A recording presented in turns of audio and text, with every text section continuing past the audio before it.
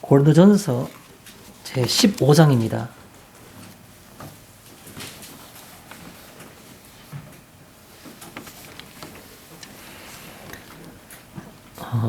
주보에 나와 있는 것처럼 고린도전서 15장 1절부터 8절까지 한 절씩 서로 교대로 봉독했으면 좋겠습니다. 제가 먼저 15장 1절을 봉독해 올리겠습니다. 형제들아, 내가 너희에게 전한 복음을 너희에게 알게 하노니 이는 너희가 받은 것이요 또 그 가운데 선 것이라. 너희가 만일 내가 전한 그 말을 굳게 지키고 헛되이 잊지 아니하였으면 그로 말미암아 구원을 받으리라. 내가 받은 것을 먼저 너희에게 전하였노니 이는 성경대로 그리스도께서 우리 죄를 위하여 죽으시고 장사 지은 바 되셨다가 성경대로 사흘만에 다시 살아나사 게바에게 보이시고 후에 12제자에게와 그 후에 500여 형제에게 일시에 보이셨나니 그 중에 지금까지 대다수는 살아있고 어떤 사람은 잠들었으며 그 후에 야고보에게 보이셨으며 그 후에 모든 사도에게와 내 나중에 완삭되지 못하여 난 자 같은 제게도 보이셨느니라. 아멘.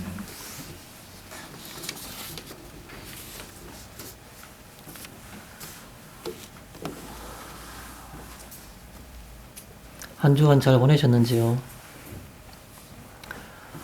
오늘은 방금 우리가 함께 본 이 본문 말씀을 통해서 말씀의 제목은 너희에게 전한 복음이라는 그런 제목으로 이 말씀을 한번 살펴보고자 합니다.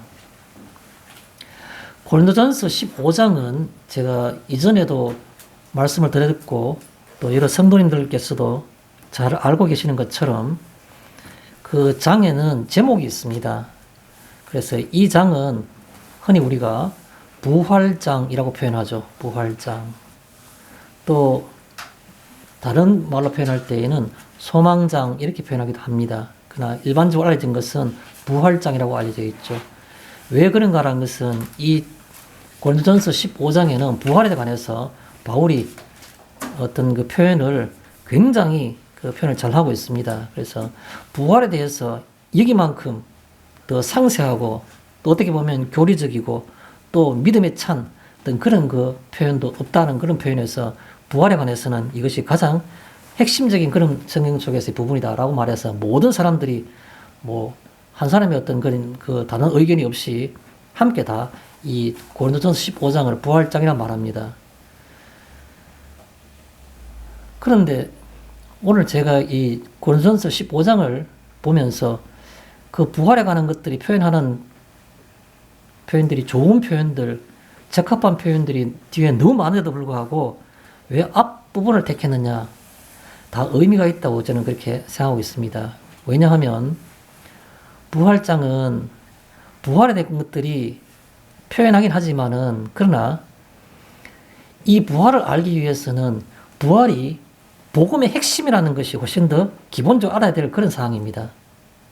부활만을 생각하고 나면 부활이 그냥 부활 자체로서 끝나버리지만 그러나 부활은 복음의 거의 대부분이다 라고 말할 정도로 가장 핵심적인 요소이기 때문에 이 고린도전서 15장을 우리가 조금 뭐 인간이 뭐 어떻게 그걸 이해하겠습니까만 하나님께서 우리에게 감동하시는 대로 이해할 때에는 조금 더 많은 시간을 두고 우리 살펴보는 것이 좋지 않겠나라는 생각이 듭니다. 그래서 전에 로마서 할 때도 제가 그렇게 한 적이 있는데 이 고린도전서에서는 지금까지 계속해서 한 주에 한 장씩을 봐왔지만 고린도전서 15장은 몇 주에 나누어서 그렇게 한번 살펴보고자 합니다. 그래서 먼저 제대로 된 말은 좀 표현이 이상합니다만은 최소한의 어떤 것처럼 부활에 대해서 우리가 알기 위해서는 앞부분에 있는 내용부터 먼저 1절부터 알아보는 것이 제대로 된 또 최소한의 어떤 그런 부활을 이해할 수 있는 계기가 되지 않겠나라는 생각이 들어서 오늘은 그 성경 본문 고린도전서 15장 중에서 제일 앞부분만 여러분에게 소개해 올리는 겁니다. 많은 사람들이 그렇게 표현하고 있다라고 말했지만 또 잘 아시는 어떤 사람들의 예를 들면 고린도전서 15장에 대해서 뭐라고 말하고 있는가? 제가 늘 말해왔던 칼 바르트라는 사람은 이렇게 표현하고 있습니다. 고린도전서는 고린도전서 15장을 목표로 하고 서서히 쓰여졌었고 또 이 고린도전서 전체의 꼭대기 정점은 바로 제 15장이다. 이렇게 표현하고 있습니다. 고린도전서 전체가 16장까지 있습니까? 전체가 여러 장으로 되어 있지만 그러나 그것은 전부 다 우리가 흔히 요즘 말하는 말로 표현하면 문학적 표현할 때 전개 부분, 그 다음에 어떤 확장되는 부분, 시작하는 부분, 마지막에 결론 부분, 우리가 기승전결 이런 말을 많이 쓰죠.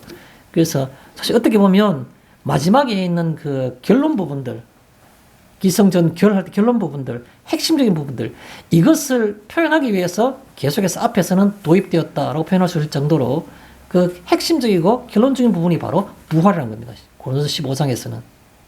앞에 나오는 여러 가지 성령의 은사들, 또 성령 은사들의 활용, 성령 은사들이라는 어떤 우리가 보는 어떤 이해, 이런 것들 다 중요하지만, 그러나 그것들은 하나의 정점을 향해 가고 있을 뿐이라는 겁니다. 도구일 뿐이라는 것이죠. 그게 바로 뭐냐 하면 부활이라는 사실, 부활. 그래서 많은 신학자들은 이 고린도서 15장을 그렇게 표현할 수밖에 없었고, 또 우리가 잘 아시고 또 한 번 더 돌이켜 생각해 보시면 알겠지만, 초대교회, 예수님이 부활 성천하시고 난 다음에 그때 오순절 성령 받은 후에 성령 세례 받은 사람들이 문을 꽁꽁 닫아 걸고 숨어있던 그들이 스스로 뛰어나와서 외친 내용이 도대체 뭡니까? 예수께서 부활하셨다는 겁니다. 너희가 죽였던 예수를 하나님께서는 주와 메시아가 되게 하시고 그리스도가 되게 하시고 그를 살리셨다는 겁니다. 그가 부활하셨다. 이게 바로 기독교의 첫 단추였습니다. 속담에도 첫 단추를 잘 꿰어야지 된다는 그런 우리 속담이 있지 않습니까? 기독교는 뭐로부터 시작하느냐? 첫 단추가 뭐냐? 예수 그리스도께서 예수가 그리스도시요 살아나셨다는 겁니다. 주님이 살아나셨다. 부활하셨다. 요겁니다. 이게 바로 첫 단추이자 핵심적인 내용인 겁니다. 너희가 죽였던 그 예수를 하나님께서 살리셨다. 이게 핵심적인 메시지였습니다. 기독교가 존속하는 한 기독교에서의 첫 번째 메시지는 옛날이나 지금이나 다 이 한마디가 모든 걸 대변하고 있는 겁니다. 예수께서 부활하셨다는 겁니다. 이게 핵심인 겁니다. 왜 그런가요? 그 이후로부터는 많은 성경들이 이를 뒷받침해 줘야 되지만 예수의 부활과 신자의 부활이 어떤 관계가 있는가? 성경에서는 그것을 예수님의 부활을 첫 열매라 말씀하신 겁니다. 첫 열매라고 한 것은 첫 번 열매가 맺으면 그 뒤에도 똑같은 열매들이 맺혀지는 겁니다. 그래서 신자의 성도들의 부활과 직접적인 관련이 있다는 겁니다. 그래서 이 예수의 부활이 중요한 겁니다. 왜 예수의 부활이 중요한 겁니까? 이미 예고되었기 때문에 그런 겁니다. 어떤 세계적인 위인들은 죽고 난 다음에 이 사람이 어떻다 했다라고 미화시켜서 어떻게 다르게 미화시키기도 하지만, 그러나 예수님은 유일하게 이전에 예수님이 오시기 전부터 수백 수천 년 전부터 예수님이 죽으실 거라고 예언했던 겁니다. 예고되어 있는 겁니다. 그대로 죽으신 겁니다. 너무너무 구체적으로 어린 나귀를 타고 예루살렘에 올 거라고, 또 그의 겉옷을 나누고 속옷을 제비 뽑을 것이라고, 예루살렘이 애통할 것이라고, 헤아릴 수 없이 많은 곳에서 예수님의 죽음과 이것이 예고되었기 때문에 그래서 이것이 부활이 의미가 있고 가치가 있는 겁니다. 그냥 막연히 훌륭한 어떤 인생을 살았기 때문에 후세에 많은 사람들이 그걸 미워하기 위해서 전설적으로 신화적으로 꾸민 요소가 아니란 겁니다. 이미 수백 수천 년 전에 구체적으로 수백 군데에서 예수님의 죽음을, 의미를, 어떻게 죽으실 것을 그렇게 예고되었기 때문에 이 부활이 의미가 있다는 겁니다. 그래서 오늘 고린도전서의 어떤 그런 15장에서의 전체적인 배경을 여러분에게 소개했습니다. 그러면 이 고린도전서 15장의 앞부분이 뭐냐? 뒷부분은 부활에 대해서 구체적으로 표현한 것이고 앞부분에는 어떤 것을 이 바울은 표현하고 싶었을까라는 것이죠. 앞부분에서는 부활의 확실성입니다. 부활의 확실성. 부활이 확실하다. 우리가 표현할 때 그게 가장 가까운 표현이겠죠. 뭐가 확실하다는 거냐? 부활의 역사성입니다. 역사성. 이것은 물론 4월 우리가 한 2, 3주 지나고 나면 4월 첫째 주일이 부활절입니다. 우리에게. 또 지금 당연히 부활절로부터 앞에 40일을 우리가 사순절이라고 그러죠. 제가 일부러 앞에 뭐 촛불 켜고 이런 걸 잘 안 해서 그냥 건너간 느낌이 좀 있지만은 지금 우리가 사순절 기간 중입니다. 부활절 향해서 계속 한 걸음 한 걸음 나아가고 있는 사순절의 의미가 뭡니까? 왜 그런 것 같다가 뭐 로만 캐토릭처럼 의식 같은 것들을 왜 그렇게 중요시합니까? 그게 아니고 부활이 너무 큰 의미를 가지기 때문에 부활을 기다리며 준비하며 의미를 새기는 그런 관점에서 촛불을 켜기도 하고 그렇게 하는 겁니다. 제가 과거에 우리가 시제동에서 예배를 드릴 때 그때는 지금 제가 기억이 잘 없는데 초를 샀어요. 빨간 초를 이렇게 사가지고 사순절 첫 주간부터 계속해서 교회 앞에다가 하나씩 촛불 숫자를 늘어갔습니다. 그래서 마지막 부활절 때까지 그때는 나름대로 사순절의 의미를 모든 성도들이 함께 기억하고 나눴으면 좋겠다라는 생각을 가지고 그렇게 했습니다. 돌아와서 그래서 이 15장 전반부에 나오는 것들은 부활의 확실성이라고 그랬는데 그 중에서는 서너 가지를 우리가 꼽을 수 있겠죠. 부활의 역사성, 역사적 사실이라는 겁니다. 부활이 역사적으로 실제로 있었는 일이다 라고 믿는다면 예수님을 믿을 수가 있는 겁니다. 근데 반대로 뒤집어 놓고 말하면 내가 예수를 믿을 수가 있다. 예수를 믿고 구원받는다 라고 말하지만 그 부활이 믿어야만 되는, 믿겨지지는 않는, 겉으로는 믿는다고 말하지만 내 속에서는 정말 있었을까 라고 생각된다면 우리의 믿음은 헛것이라는 겁니다.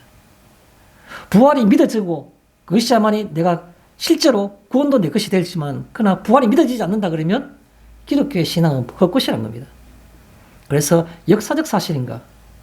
부활의 역사성이란 내가 신앙이 30년 믿었으니까 교회 생활을 했으니까 당연히 믿어져야 되지. 그게 아닌 거죠. 성령이 허락하셔야만이 내가 이거 사실로 믿어지는 겁니다. 세뇌를 한다고요? 믿어야지. 믿으면 돼. 믿겨지는 것 같아. 그것은 역사적 사실을 받아들이는 것이 아닌 겁니다. 이에 관한 얘기는 조금 이따 좀 더 상세히 말씀드리겠습니다. 또 이 부활의 확실성이라는 것은 역사적 사실인가라는 말이고 실제로 그것이 믿어진다 그러면 신자의 기초가 되는 겁니다. 우리의 믿음은 어디에 기초하는가? 예수님께서 죽으셨다가 부활하셨다는 이 사실이 바로 우리 신앙의 기초가 되는 겁니다. 집을 지을 때 기초가 반석이냐, 큰 딱딱한 돌이냐, 그렇지 않으면 모래이냐, 그렇게 예수님께서 비유를 하셨죠. 그 성도들, 주의 백성들, 혹은 신자, 믿는 사람들이라는 것에 가장 기본적인 반석이라는 그 기초, 건축할 때의 기초는 바로 예수의 죽음과 부활이라는 겁니다. 죽으심과 부활. 죽으심은 무엇을 의미하는 겁니까? 나를 위해 죽으심, 내 죄를 위해 죽으심이라는 것이 바로 죽으심이요. 그 다음에 살으심. 살으심은 우리에게 영원한 구원이 있음을, 생명이 있음을 보여준 사건인 겁니다. 그게 신앙의 기초가 되는 겁니다. 믿으신다고요? 죄송합니다. 제가 하는 반문이라고 생각하면 좋겠습니다. 믿는다면 그렇게 사십니까? 이렇게 표현하고 싶은 겁니다. 제가 하는 반문입니다. 말씀을 준비하면서 저도 그런 생각을 많이 했습니다. 믿어진다고요? 그러면 이라 말하고 싶은 겁니다. 항상 신앙은 머릿속에서 가득 차 있는 겁니다. 성경을 줄줄줄 외울 정도로 머릿속에 가득 차 있는 겁니다. 그런데요, 그 살아있는 신앙 맞습니까? 어떻게 하면 그렇게 맨날 두려워하고, 어떻게 하면 맨날 낙심하고, 어떻게 하면 맨날 사랑이라는 것은 남의 이익이고,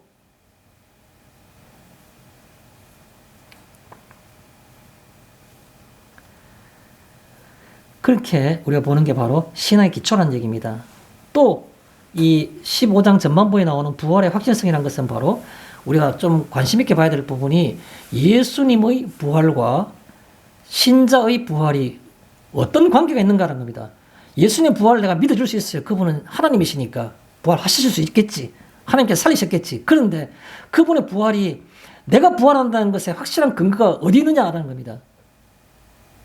그 신앙의 가장 중요한 부분입니다. 예수의 부활과 신자의 부활이 어떤 관계가 있느냐는 거죠.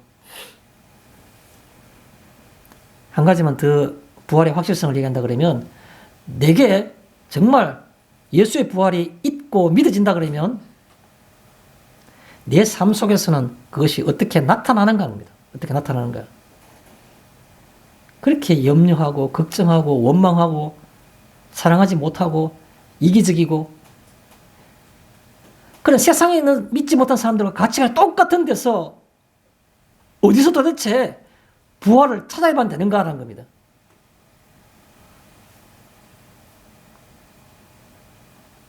예수를 믿는 것, 교회에 나오는 것, 고상한 겁니까? 천박하지 않고 고상한 겁니까? 주일날 깨끗한 옷 차려입고 성경책을 들고 나면 내가 무언가 다른 사람보다는 복을 받을 수 있을 것만 같고 내가 경건한 것만 같고 그런 겁니까? 저는 잘 모르겠습니다. 그것이 진짜 신앙인지.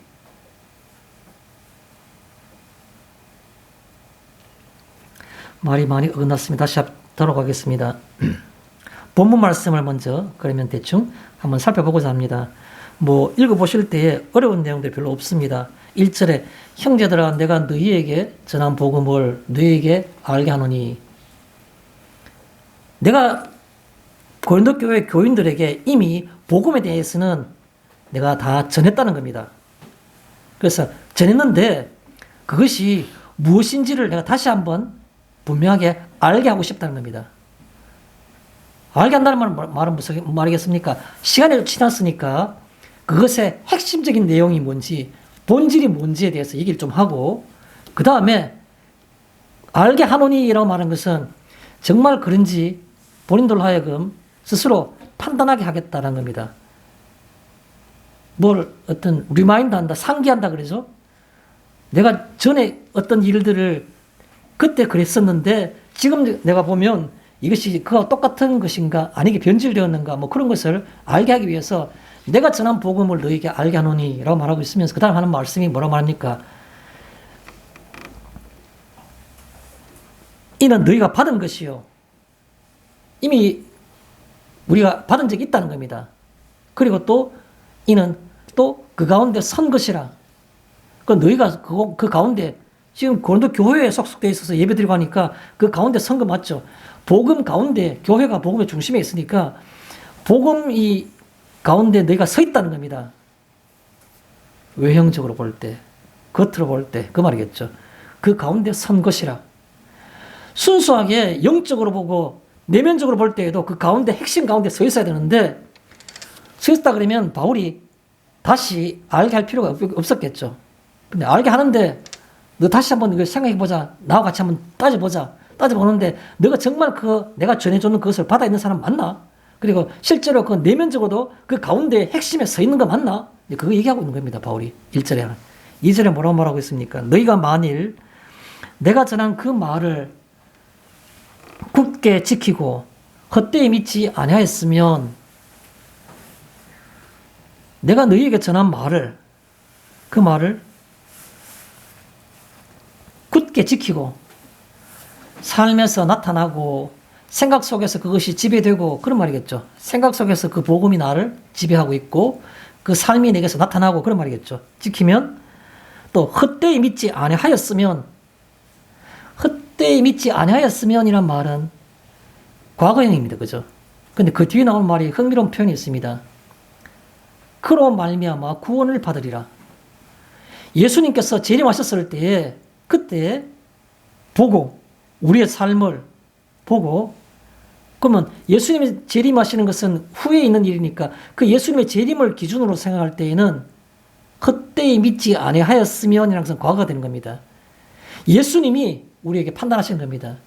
세상에서 같은 성도들이 그 의미가 없습니다. 저 사람은 천사 같아. 같은 성도들이 김 집사는 정말 본을 받아야 돼. 다 김사 같아야 돼. 아무 의미 없다는 겁니다. 물론 그것들이 사람에게 들어서 좋은 것은 뭐 좋을 수도 있겠지만, 그러나 그것이 절대적인 기준은 아니란 겁니다. 뭐 하는 겁니까? 주님이 오셨을 때 헛되이 믿지 아니하였으면 이란 말은 바로 주님의 관점이란 겁니다. 주님의 관점. 그러면 그로 말미암아 구원을 받으리라. 왜 과거형을 썼을까? 판단하시는 분과 그것은 절대적인 그 판단은 그때 그날에 보실 때 그 하나님께서 주님을 재림식 오셨을 때 그때 주님이 우리를 보시면서 판단하신다는 겁니다. 너희들 가운데 서로 간에 은혜스럽다 그러고 김 집사, 뭐 김권사, 그게 의미가 있는 게 아니란 겁니다. 주님이 보셨을 때 헛되이 믿지 아니하였으면 이란 말은 바로 그때 주님 재림의 날에 바라봤을 때 과거형으로 되는 것들, 주체는 심판주는 주님이란 것, 그걸 얘기하고 있는 겁니다. 3절에 내가 받은 것을 먼저 너희에게 전하였노니, 내가 받은 것이란 말 무슨 말입니까? 내가 쌓는 것이 아니고 내가 노력해서 얻은 것도 아니고 내가 받은 것이란 말은 아무 대가 없이 내가 생각지도 않았는데, 여러분 우리가 그랬지 않습니까? 장로 집에 아들로 태어났기 때문에 내가 믿지만에 내가 뭐 딸로 태어났기 때문에 그런 건가요? 아니요. 성령께서 우리에게 조용한 가운데 말씀하시기를 내가 너를 불렀다고, 내가 너를 택했다고, 창세 이전에 너를 택하여 불렀다고, 세웠다고, 그것이 어느 순간 깨달아지는 겁니다. 우리 어머니 때문에 내가 믿은 것이 아니고 주님이 나를, 주님이 부르시지 않으면 우리가 너무 천박하고 너무 아무 희망이 없기 때문에 무슨 이유인지 알 수 없지만 그러나 우리를 부르셨음을, 그걸 가리키는 겁니다. 그래서 내가 받은 것을 그 생각이 들어야 될 것이고, 먼저 너희에게 전하였노니, 이 먼저란 표현이 우리가 오해하기 좀 쉬운데 성경적인 어떤 바른 뜻은 바로 이런 겁니다. 다른 고린도 교회, 에베소 교회, 뭐 갈라디아 교회, 여러 교회들이 있는데 그 교회들 중에서 먼저 너희에게 전했다. 시간적으로 먼저란 말이 아니고 내가 받은 것 중에서 가장 중요한 것을, 그 뜻이 바로 먼저라는 뜻입니다. 가장 중요한 것을, 중요성, 우선순위가 앞서는 그런 뜻입니다. 시간적으로 다른 사람들이나 다른 교회나 다른 무리들보다도 먼저 고린도 교회, 그런 뜻이 아니고 내가 받은 것 가운데에서 가장 중요한 것은, 가장 먼저 얘기하고 싶은 것은, 우선적으로 얘기하고 싶은 것은 그 말인 겁니다. 부활이 바로 그런 의미라는 것이죠.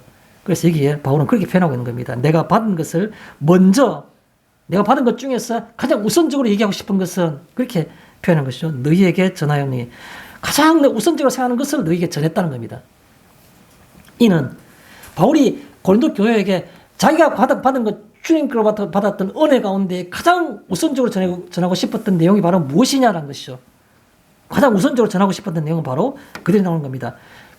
이는 성경대로를 말한, 내가 가장 먼저, 가장 우선적으로 얘기하고 싶었던 내용이 바로 뭐냐면, 이는, 이란 말, 이는. 이것이 바로 뭐냐면, 이 말이죠. 성경대로라는 겁니다.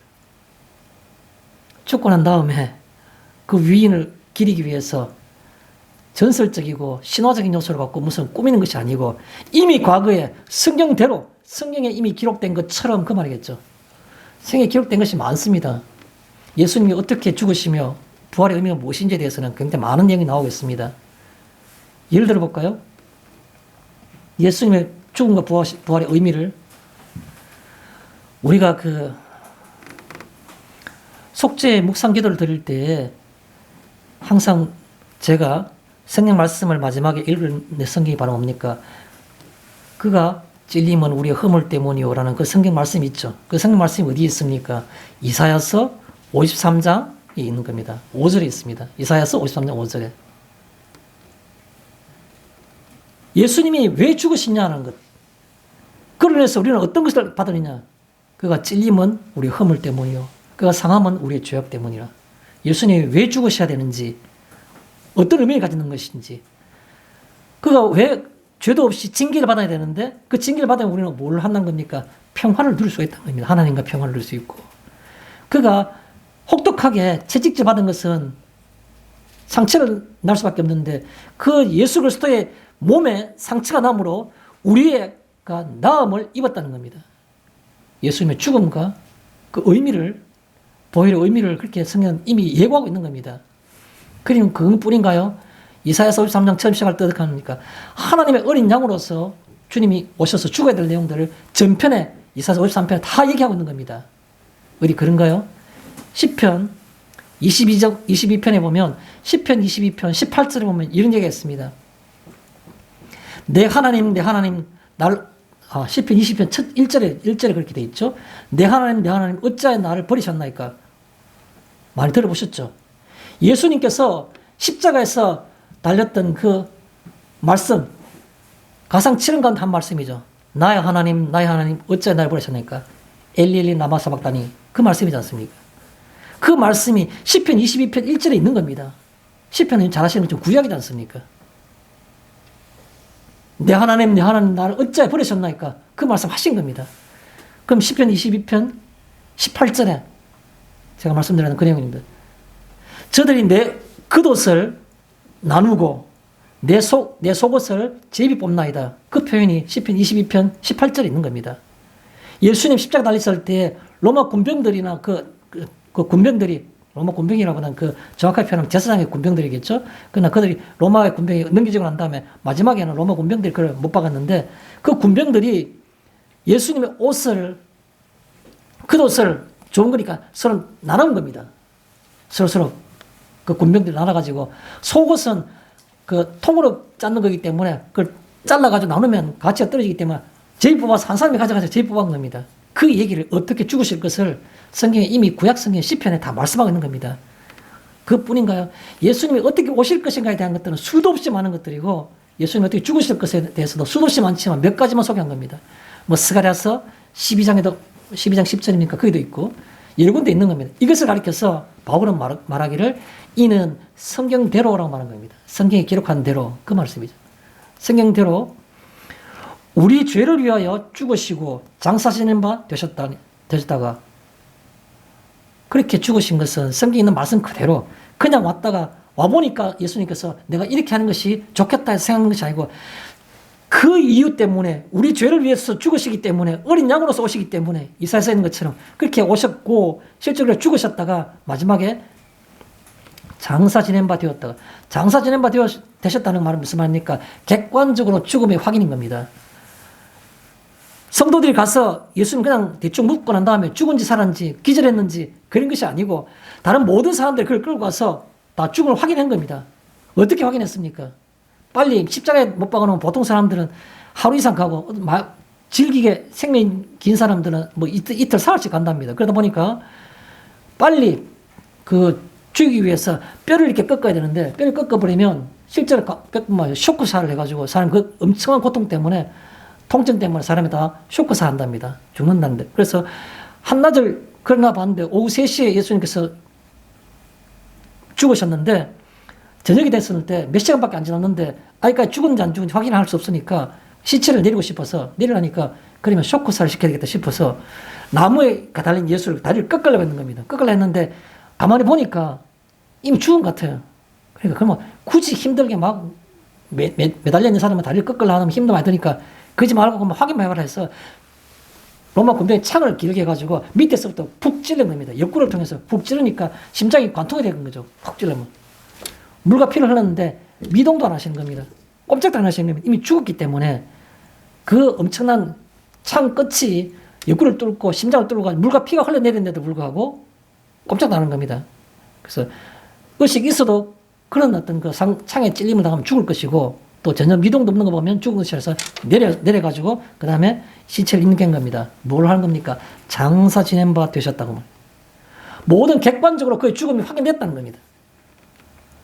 그 다음에 나온 얘기가 보니까 성경대로 4절에 성경대로 사흘 만에 다시 살아나셨으며 그 객관적으로 인정된 죽음이 어떻게 사흘 만에 다시 생명으로 살아나셨다는 겁니다.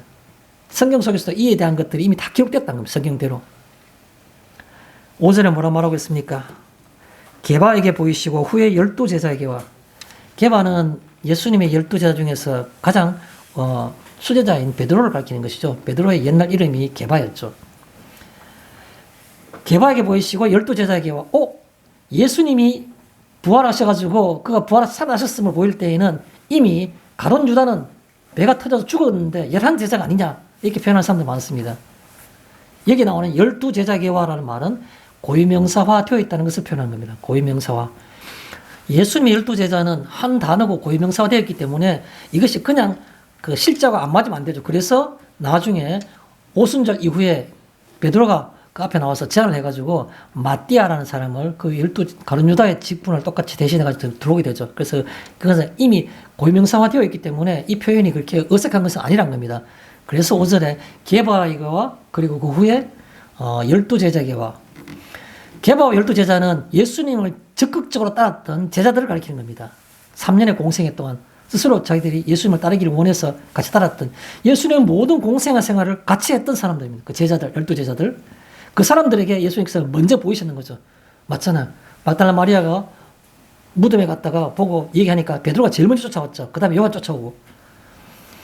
그 다음에 그 후에 또 500여 성도들, 500여 형제들에게와 500여 형제들에게 일시에 나타나셨나니 보이셨나 그랬잖아.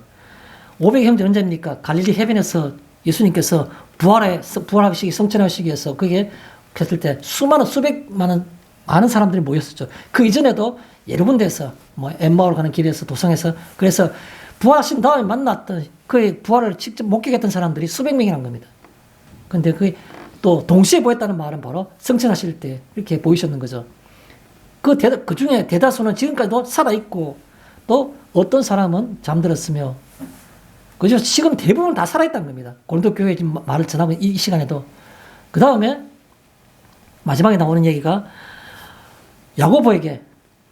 야고보에게도 보이시고 또 모든 사도에게와 맨 나중에 만삭되지 못하여 태어난 자 같은 내게도 보이셨느니라 이렇게 표현하는 겁니다.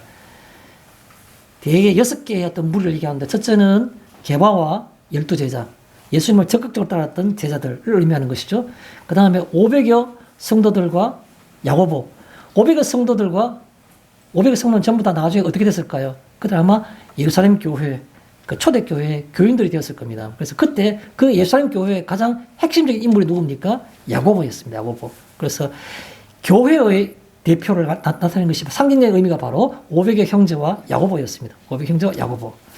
마지막에 나오는 얘기는 바로 사도와 모든 사도라고 그랬죠. 모든 사도와 그리고 맨 마지막에 만삭되지 못하고 태어난 자 같은 바울 자신에게도 보이셨다는 겁니다. 첫 번째 그룹은 예수님의 공생애를 같이 함께 했던 생활을 같이 했던 제자들 무리. 두 번째는 그 이후로부터 예수를 성천을 바라보고 예수님의 부활을 바라보고 믿게 되었던 500의 형제들과 야고보 교회의 어떤 상징. 마지막에 있는 건 뭡니까?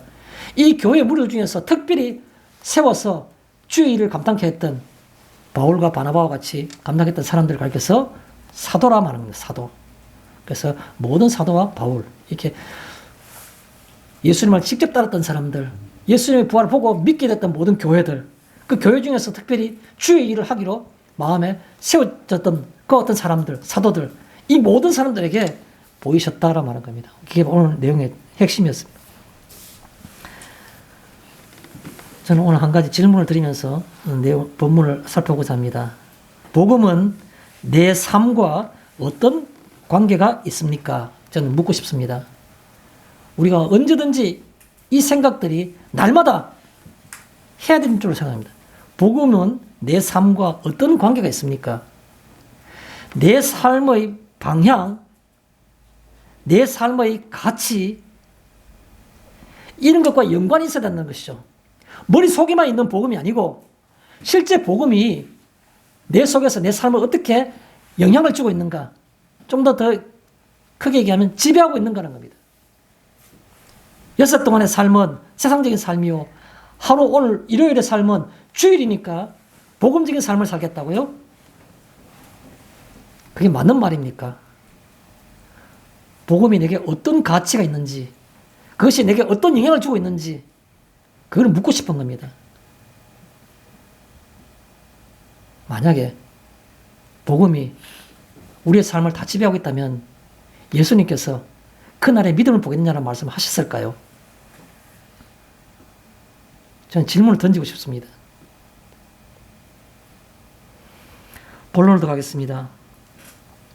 먼저 1절에 너희에게 알게 하노니, 내가 너희에게 전한 복음을 너희에게 알게 하노니가 있으니까 너희에게 알게 하노니라는 말은 복음을 알게 한다라는 그런 뜻을 갖고 있겠죠. 너희에게 알게 하노니. 그러니까 거기서 우리 생각할 것은 뭡니까? 복음의 핵심이 뭐냐는 걸 다시 생각하자는 겁니다. 이미 내가 복음을 전했지만 너희들이 정말 내가 전한 그 복음에 온전히 서 있느냐? 그래서 복음의 핵심을 다시 한번 우리가 정리해보자. 다시 한번 상기해보자. 그 말인 겁니다. 너희에게 알게 하노니라는 말은 복음의 핵심이 무엇이냐라는 겁니다. 복음의 핵심은 우리를 위해 죽으시고 부활하셨다는 겁니다. 그게 복음인 겁니다. 기쁜 소식. 누가 나를 위해서 돈을 얼마 주더라도 그건 기쁜 일이죠. 그런데 누가 나의 생명을 살려주신 겁니다. 여러분, 정말 내가 죽었다 생각하면, 내가 죽었다는 것을 내가 인식하고 깨닫게 된다면 다시 산다는 것이 어떤 가치일까요? 엄청난 거겠죠. 그 엄청남이 있느냐라는 겁니다. 여기서 너희에게 알게 하노니라는 것은 그것이 무엇이냐, 복음의 핵심이 무엇이냐, 다시 한번 생각해보자 그 말입니다. 너희에게 알게 하노니라는 말. 그 다음 또 얘기해 보겠습니까? 얘기하는 데는 의도가 있겠죠. 목적이 있는 것이지 않습니까? 왜 복음을 다시 얘기하겠습니까? 확인해 보라는 겁니다. 내 스스로, 너희들 스스로가 확인해 보라는 겁니다. 그것은 바로 우리 자신에게 해당되는 얘기들입니다. 우리가 지금 이번 한 주간 내 자신을 생각하면서 복음이 내게 있느냐는 겁니다. 내 삶 속에 복음을 어디에 있느냐는 겁니다. 무엇으로 내 속에 있는 복음을 내가 확인할 수 있는가라는 겁니다. 그게 바로 여기에 알게 하노니라는 겁니다. 알게 하노니. 복음의 내용이 뭐냐? 엉뚱한 걸 복음. 교회에 주일날 교회 예배 드리는 것을 복음이라고 생각하는 사람이 있어요. 아니요. 주일날 와서 교회 예배 드리는 것은 복음이 아닌 겁니다. 복음이 아니란 말이 좀 오해 소지가 있기 때문에 그 자체를 복음이 아니란 겁니다. 그 자체가.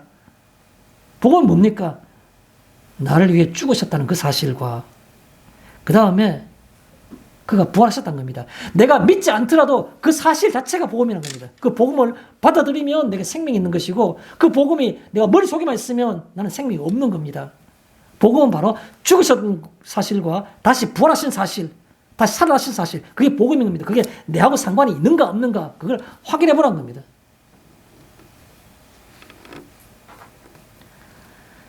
작은 소제목으로 1절에 보면 그 복음은, 내가 너희에게 전한 그 복음은 바로 너희가 알게 하기를 원하는데 그것은 이미 이는 너희가 받은 것이라고 말하고 있습니다. 너희가 받은 것이란 말은 무슨 말일까요? 받은 적이 있는 이란 말 그대로입니다. 받은 적이 있는. 너희가 받은 적이 있다는 겁니다. 우리가 복음을 받아들인 적이 있습니다. 그러니까 성령이 감동하셔서 교회 오게 하시고 날 믿게 하시고 세상 가운데 귀찮고 교회 오기 싫은데도 불구하고 교회를 오고 싶은 생각이 들기를 하는 것이죠. 교회에, 그래서 우리가 너희가 받은 것이라면 받은 적이 있는 그런 뜻입니다. 좀 더 다르게 표현해 보겠습니다. 너희가 받은 바라는 말은 받은 적이 있는, 받은 것이란 말은 바로 뭐냐 하면 안다고 여기는 그 뜻입니다. 안다고 여기는. 오늘도 집에 돌아갈 때 머릿속에 생각해 보십시오. 복음이 뭐냐? 알죠? 오늘 얘기 다시 한번 확인했지 않습니까? 죽으심과 부활하심. 내하고 상관없더라도 그 죽으심과 부활하심, 그게 복음인 겁니다. 기쁜 소식인 겁니다. 그런데 그걸 내가 아는가 모르는가? 알죠. 알죠. 맞죠. 안다고 여기는 거예요. 그걸 가르쳐서 이게 뭐라고 말하냐니까 너희가 받은 것이라 말은 안다고 여기는 그 뜻입니다. 안다고 여기는.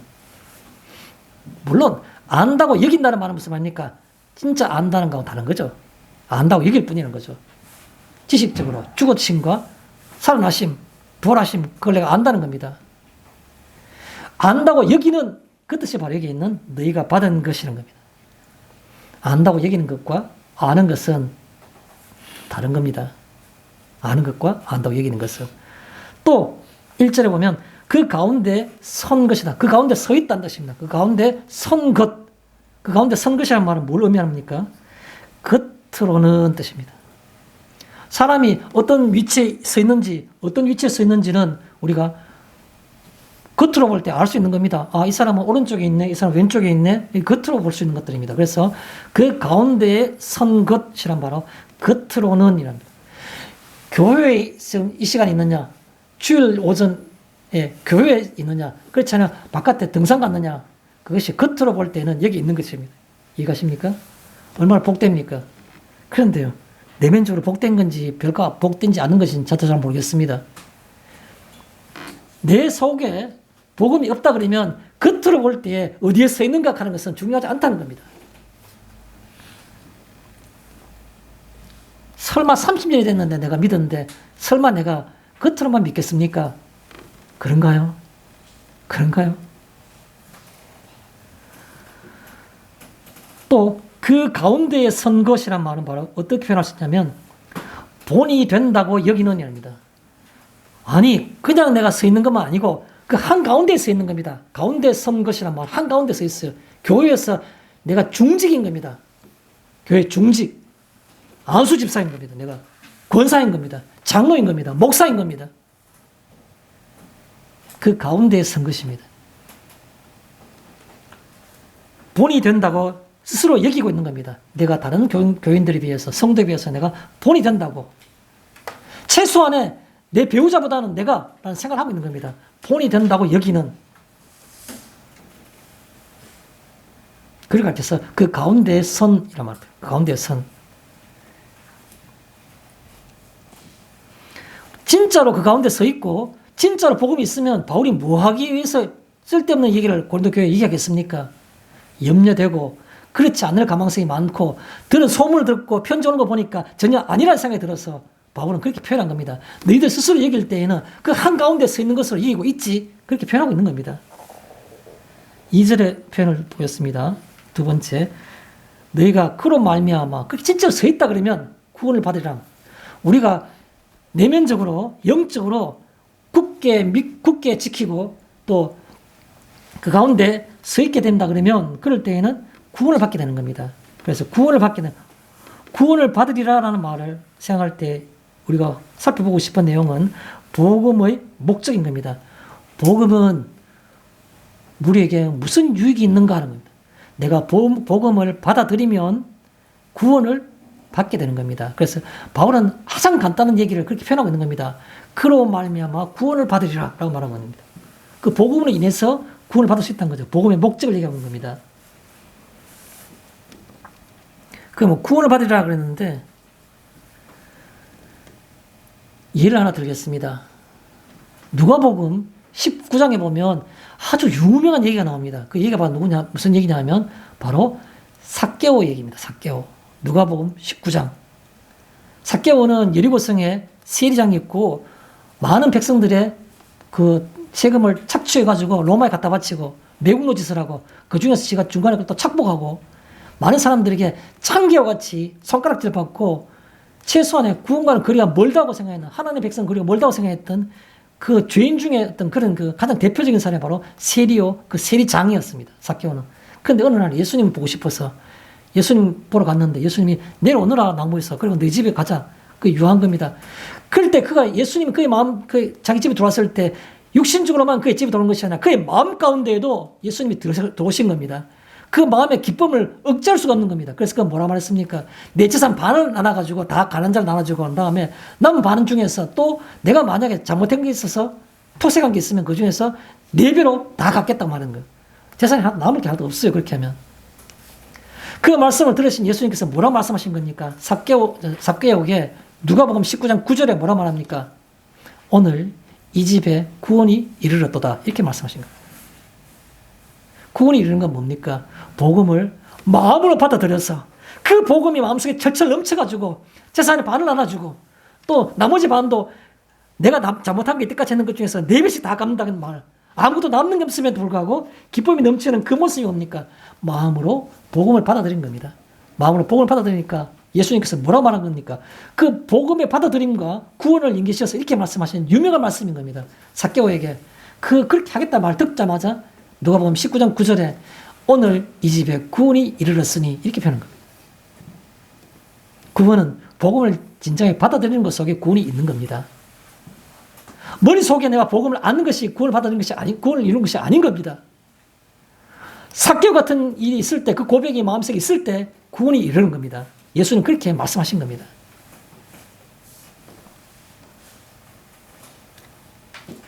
작은 것으로 2절에 구원을 받기 위해서는 내가 너에게 먼저 전한 것을 어떻게 한다고요? 굳게 지키고. 굳게 지킨다는 말은 무슨 말일까요? 뭘 지키는 겁니까? 전한 그 말씀을 굳게 지키는 겁니다. 오늘 우리가 성경을 뒤었을 때 오늘 읽었던 이 성경을 내가 마음속에 새겨보고 그걸 내가 삶 속에서 다시 한번 반추해 보는 겁니다. 되새겨 보는 겁니다. 이게 내가 어떤 상관이 있는지. 주님께서 오늘 내게 왜 이 말씀을 하셨는지, 내게 필요 없다면 하나님께서 왜 이 말씀을 하셨을까?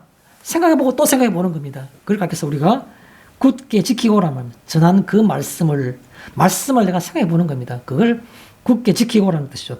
또 굳게 지키고라는 말은 무슨 말입니까? 굳게 지킨다는 말은 머릿속에 있다는 말이 아니고 행동한다는 말이죠. 그래서 듣기만 하지 말고, 그렇게 표현하겠죠. 듣기만 하지 말고. 제가 늘 자주 소개하는 그 말씀입니다. 듣기만 하지 말은 말 어디에 나옵니까?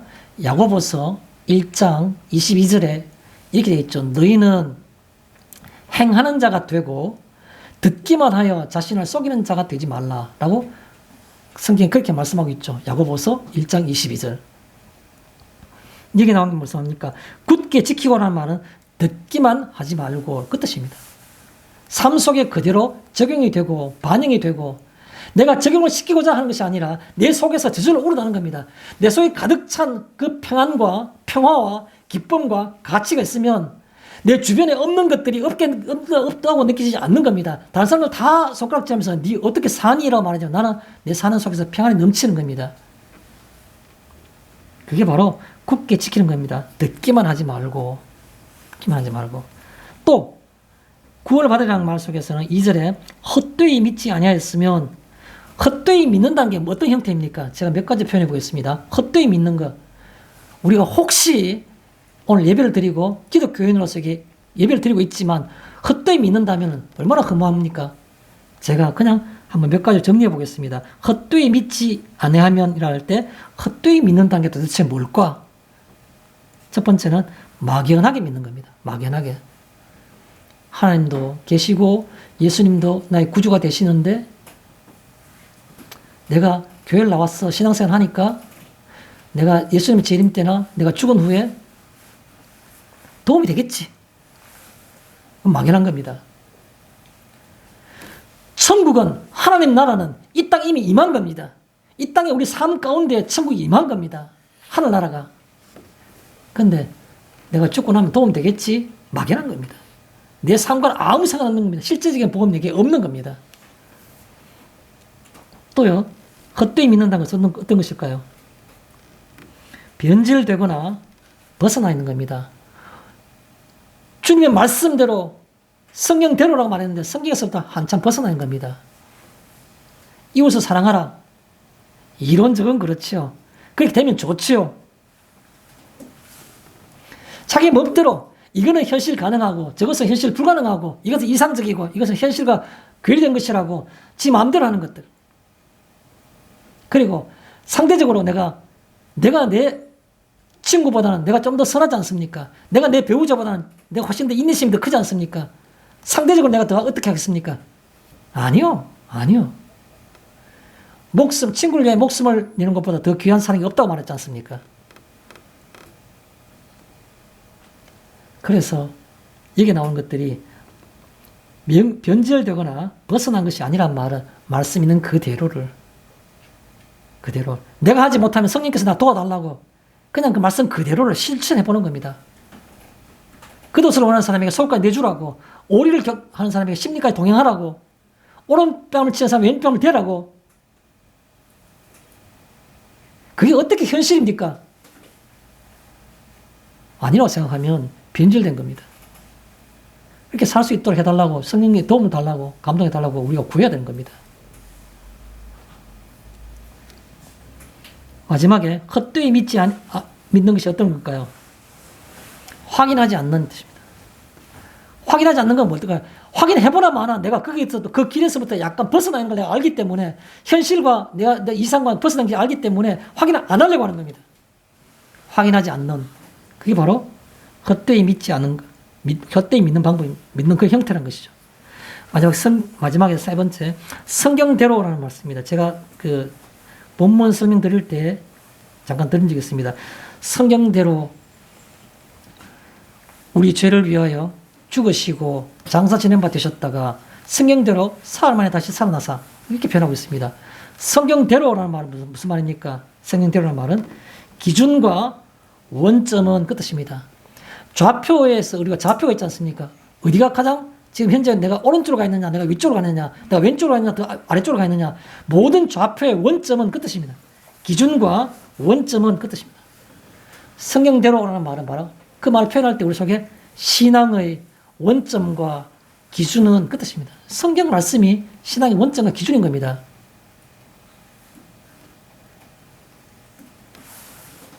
부흥 강사가 얘기하는 신앙의 어떤 그 기분, 그거 아닌 겁니다. 성경 말씀이 뭘 말하고 있는지, 성경 말씀, 그게 바로 신앙 자체가 우리의 신앙의 기준과 원점이라는 겁니다. 성경대로라는 말은. 또 하나 다르게 표현해 보겠습니다. 성경대로라는 말은 모든 해답이 그 뜻입니다. 모든 해답이.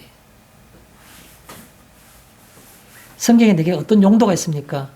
그 속에 빛과 생명이 있는 겁니다. 나는 캄캄한 데 있으니까 모든 게 힘들 수도 있어요. 모든 게 고통스러워요. 모든 게 원망스러워요. 근데 빛 가운데 있으면 생명을 볼 수 있고 내가 얼마나 복된 존재인지를 볼 수 있는 겁니다. 그래서 거기에 있는 성경대로라는 말은 모든 해답이 그 뜻입니다. 남이 알 수 없는 혹은 가질 수도 없는 그 빛을 내가 가지고 있는 겁니다. 딴 사람들이 도무지 생각조차 상상할 수도 없는 그 영원한 생명을 내가 가지고 있는 겁니다. 어디에요? 성경 속에서 내게 대한 보장과 그 내용들을 내가 깨달을 수 있는 겁니다. 그걸 가르쳐서 성경대로라고 말합니다. 모든 해답이. 자, 그 다음에 3절에 보면 성경대로 볼 때 죽으시고 장사 지낸 바 되셨 내용이 나오죠. 죽으시고라는 말입니다. 무엇 때문에 죽으셨습니까? 성경에서 말하기를 이렇게 표현하고 있습니다. 우리 죄를 위하여라고 표현하고 있습니다. 우리 죄를 위하여 죽으시고. 또 하나 표현해 볼까요? 죽으시고라는 속에서 이런 성도님들은 무엇을 생각하시고 무엇을 느끼십니까? 저는 여쭈고 싶고 굉장히 궁금합니다. 성경대로 그가 죽으시고 장사 지낸 바 될 때 죽으시고라는 그 다 표현이 우리의 마음속에 쿵 와닿았을 때 무엇을 느끼십니까? 평안하지 않습니까? 평화를 느끼지 않습니까?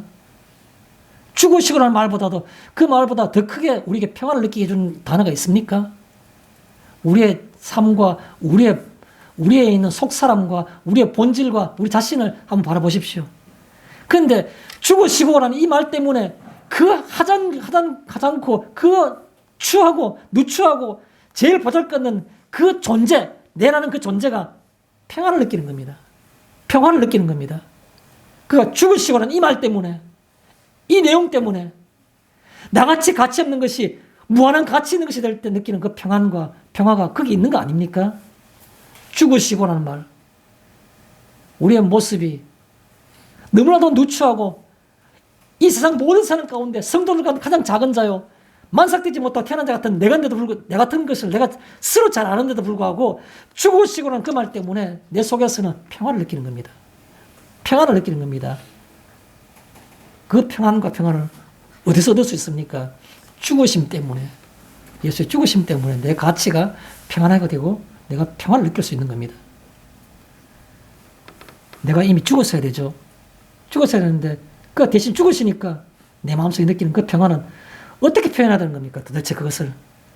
죽으시고라는 말 속에서는 평안, 평화, 그게 내 속에 가득 차고 내 속에서 말할 수 없는 침묵 가운데 그 평화와 평안이 나를 지배하는 겁니다. 죽으시고라는 그 말 때문에. 또 있죠.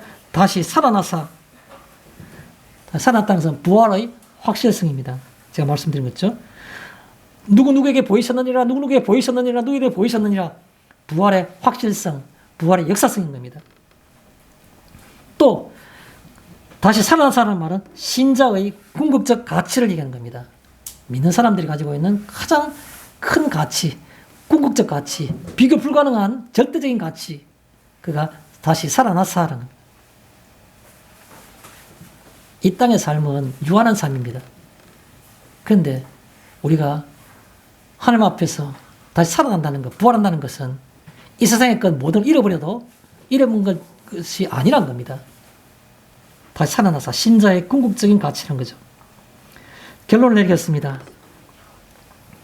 이런 성도님, 우리가 살아가는 이 세상에 십자가가 너무 많습니까?